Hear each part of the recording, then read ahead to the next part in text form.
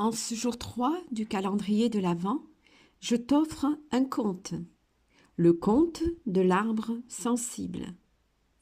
Il était une fois, dans une vallée paisible, un jeune arbre.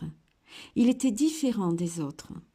Ses feuilles frissonnaient au moindre souffle de vent, et ses racines semblaient ressentir chaque vibration de la terre, des plus légères aux plus profondes. L'arbre se sentait vulnérable, car tout ce qui l'entourait semblait l'affecter. Les autres arbres se moquaient de lui. « Regarde-le, toujours agité, jamais en paix, » disaient les vieux chênes. « Il ne sait même pas rester immobile comme nous, » murmuraient les peupliers. Le jeune arbre, blessé par leurs mots, se mit à redouter chaque tempête, chaque changement dans l'air. Il se demandait s'il arriverait un jour à être aussi solide que ses voisins.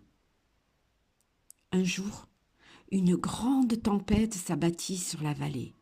Le vent hurlait, les éclairs déchiraient le ciel et les arbres se dressaient de toute leur force pour résister. Le jeune arbre, pris de panique, laissa ses branches se plier sous la violence des rafales. Ses racines, au lieu de lutter, s'enfoncèrent plus profondément dans la terre pour s'accrocher là où c'était encore stable. Quand la tempête s'apaisa enfin, un spectacle de désolation s'étendait autour de lui. De nombreux arbres forts et droits étaient tombés, déracinés par leur rigidité.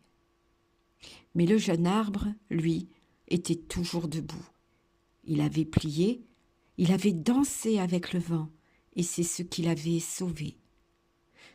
Un vieil arbre, impressionné, lui demanda « Comment as-tu fait pour résister ?» Et le jeune arbre répondit timidement « Je n'ai pas résisté, j'ai accepté le vent et je me suis adapté. » Ce jour-là, le jeune arbre comprit que sa sensibilité n'était pas une faiblesse, mais au contraire une force. Grâce à elle, il pouvait sentir les dangers avant les autres, ajuster ainsi sa posture et puiser dans la terre une stabilité qui ne se voyait pas à l'extérieur. Les années passèrent et le jeune arbre devint un refuge pour les oiseaux, une source d'ombre pour les voyageurs et un exemple pour les autres arbres. Il leur enseigna qu'il n'y avait pas qu'une seule façon d'être fort. La force pouvait aussi être dans la souplesse et l'adaptabilité. Ainsi, l'arbre sensible devint un symbole dans la vallée.